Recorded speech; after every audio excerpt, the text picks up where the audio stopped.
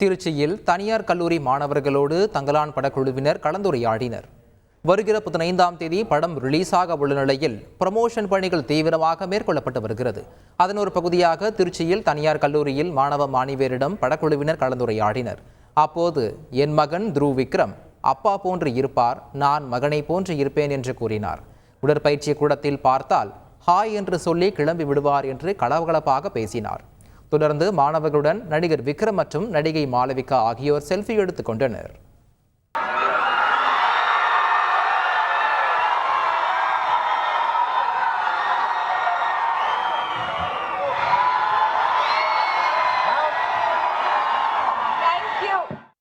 ஆயிரத்து 1999ஆம் ஆண்டு டிசம்பர் 10ஆம் தேதி சேது திரைப்படம் வெளியான நாள் எனது மறுபிறவியின் பிறந்த நாள் என்றும் தற்போது தங்கலானை என்னால் மறக்க முடியாது என்று நடிகர் விக்ரம் தெரிவித்தார்.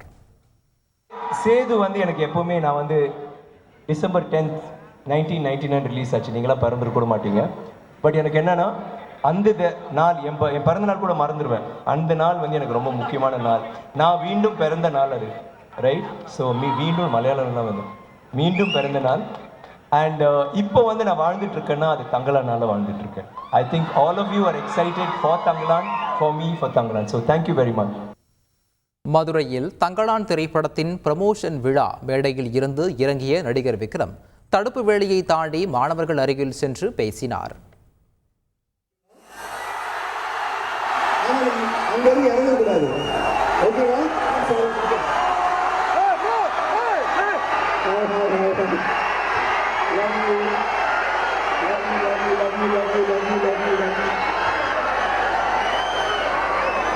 Nice to see you.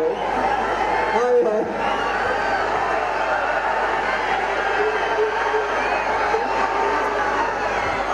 Thank you.